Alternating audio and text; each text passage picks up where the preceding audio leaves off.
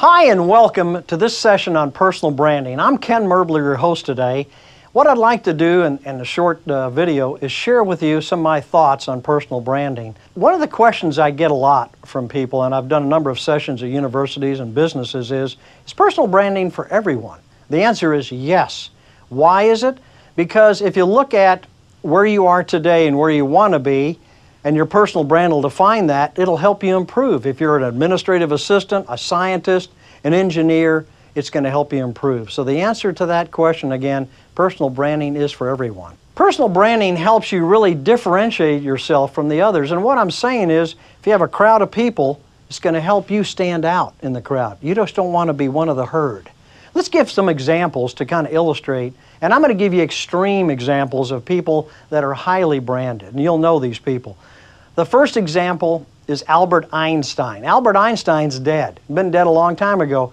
I was watching a show the other day. His estate is still bringing in the heaviest amount of money of all, Elvis Presley, etc. Albert Einstein still brings in money. You know why? Because he was personally branded. When you think of Einstein, you think of physics, you think of E equals MC squared, and he is the person of the century. So talk about somebody to the extreme. And what I'm saying here is on a scale of 1 to 10, he's a 10. What I'm saying to you is, where do you want to be on that scale? Maybe you can't be Einstein, maybe you can be an 8. Let's look at Oprah Winfrey. She is branded to the extreme too, but in fact, multiple brands. She's philanthropic. She gives a lot of money. She helps people. So she's branded as a giver and a helper of a lot of people. She's the content queen. If you talk to media people, media executives, she's created Dr. Phil, Dr. Oz. She spun those shows off, and she is a creator of a huge amount of content and will continue over the years. So she's branded many different ways, and again, she's a 10. Lastly, I like to pick on Michael Jordan, one of the greatest basketball players ever. And Michael, as a good example, Nike sponsored him on the Air Nikes. Well, now it's become Air Jordan instead of Air Nikes. That's the way it's known. So he actually went over and took a brand away from a brand company. So those are 3 examples, again, on the scale of 1 to 10, they're over here. Where do you want to be? Tom Peters, I think, put it really to the point, and that is, we are all CEOs of our own company, me incorporated, and that's what I'm trying to get you to do, is think about you incorporated. I think the Harris poll kind of backs me up on this. There was a recent poll. 40% of the people that responded to this poll said they Google people before they meet them.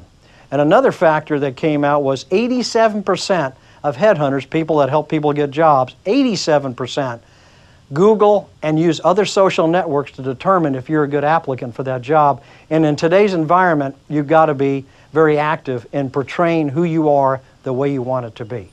Let's talk about now 5 steps that you can follow to help you become or increase your personal brand. Those steps are assessing your brand and your value proposition. Where do you stand today? That's number 1.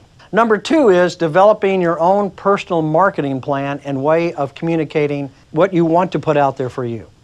Number 3 is developing the tactical plan that supports the strategy so you can execute the plan that you have outlined. Number 4 is determining your change behavior. And so here's an important one that I see missing from a lot of personal branding books and seminars, and that is they expect you to change. How do you sustain that change unless you really do, in fact, change your behavior and you really are committed to those goals? So this to me is very important. And lastly, I wouldn't do anything without measuring. Why would I do anything without measuring results? And I'll tell you some examples there. So let's go back now and talk about step number 1, assessing your brand and your value prop. What's your brand right now?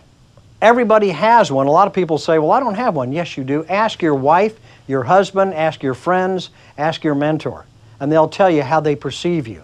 That's your brand today. What do you want it to be? So you set a foundation, and now you're beginning to set your goals. Does your brand really convey trust?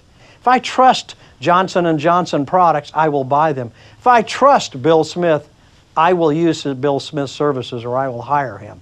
Lastly, what's your online reputation right now? Do you have one? If I were to Google your name, what do I find out? If I go to Facebook, what do I see? Hopefully not a guy or lady with a drink in their hand having a great time. Nothing wrong with that, but if you're trying to get a job, may not help your brand. So that's step number 1, assessing. Number 2, developing your own marketing plan. What's the best way that I'm going to communicate me? Is it going to be via the internet? Is it going to be commercials? What am I going to do? YouTube, shoot a video? Secondly, you need to develop your PR plan. And by that I mean what's going to drive credibility in the marketplace. So as you think about communicating who you are, how do I do that with some credibility that over time will get me from a 1 to a 7 or 8 or maybe even a 10? Thirdly, we want to look at the best ways to increase our hits on the internet, but hits on the internet that again reinforce your personal brand, not just anything. And lastly, we want to make sure we have a timeline so that we know that in 1 year we're going to be here, at least that's our estimate. So that's your marketing branding plan. Next is really our tactical plan. So I have a high-level branding strategy, marketing strategy. Now I got to go tactical. What are the activities that will help you execute that brand strategy? One of the things that you've got to come to grips with will be the content. In other words, when I think of an article, what's that article going to be about?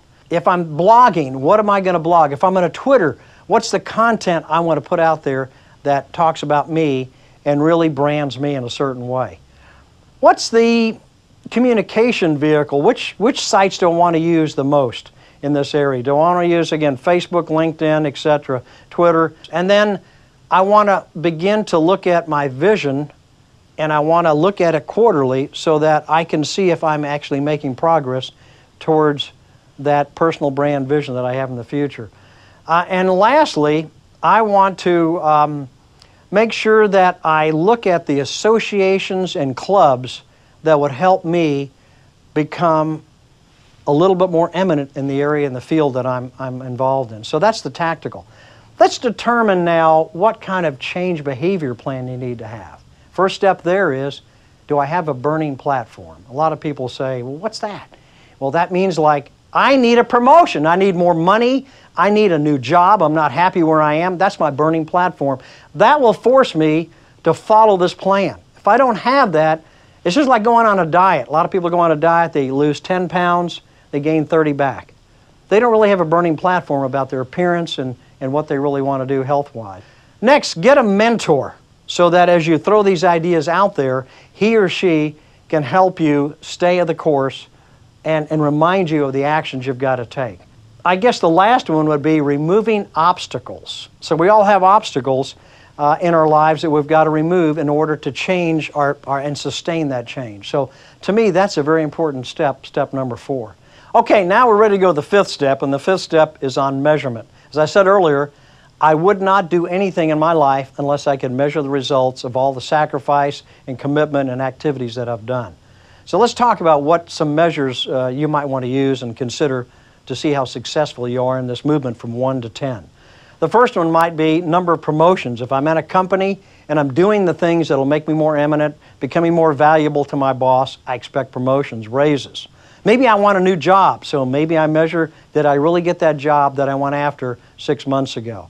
How many hits on the internet do I have? I used to have, on the baseline, 10, and now I have 100, so I've made progress. The last one, and to me a very important one, is my network. One of the things that is going to be very, very key to your personal branding is going to be increasing the number of people in your network, influential people, that can help you gain eminence and help your career path towards your ultimate goal.